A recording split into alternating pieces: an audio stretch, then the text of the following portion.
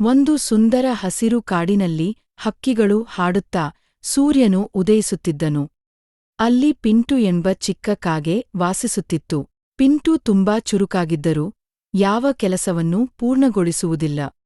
ಒಂದು ದಿನ ಪಿಂಟುಗೆ ನೆಲದಲ್ಲಿ ಹೊಳೆಯುತ್ತಿರುವ ಚಿನ್ನದ ಬೀಜ ಸಿಕ್ಕಿತು. ಅಲ್ಲಿದ್ದ ಜ್ಞಾನಿ ಗಿಡ ಹೇಳಿತು, ಈ ಬೀಜವನ್ನು ನೆತ್ತರೆ ಚಿನ್ನದ ಹಣ್ಣುಗಳು ಬರುತ್ತವೆ.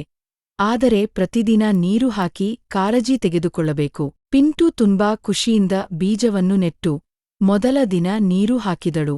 ಆದರೆ ಕೆಲವು ದಿನಗಳ ನಂತರ ಪಿಂಟು ಆಟದಲ್ಲಿ ತೊಡಗಿ ನೀರು ಹಾಕುವುದನ್ನು ಮರೆತುಬಿಟ್ಟಳು. ಬೀಜ ನಿಧಾನವಾಗಿ ಒಣಗತೊಡಗಿತು. ಇದನ್ನು ನೋಡಿ ಪಿಂಟು ತುಂಬಾ ದುಃಖಪಟ್ಟಳು. ಜ್ಞಾನಿ ಗಿಡ ಮತ್ತೆ ಹೇಳಿತು, ಯಶಸ್ಸು ಬೇಕಾದರೆ ನಿಯಮಿತ ಪ್ರಯತ್ನ ಬಹಳ ಮುಖ್ಯ. ಈ ಬಾರಿ ಪಿಂಟು ತನ್ನ ತಪ್ಪನ್ನು ಅರಿತು ಪ್ರತಿದಿನ ಸಮಯಕ್ಕೆ ಸರಿಯಾಗಿ ನೀರು ಹಾಕತೊಡಗಿದಳು. ದಿನಗಳು ಕಳೆದಂತೆ ಗಿಡ ನಿಧಾನವಾಗಿ ಬೆಳೆಯತೊಡಗಿತು. ಕೆಲವು ದಿನಗಳ ನಂತರ ಆ ಗಿಡ ದೊಡ್ಡ ಮರವಾಗಿ ಬೆಳೆದು ಚಿನ್ನದ ಹಣ್ಣುಗಳನ್ನು ಕೊಟ್ಟಿತು.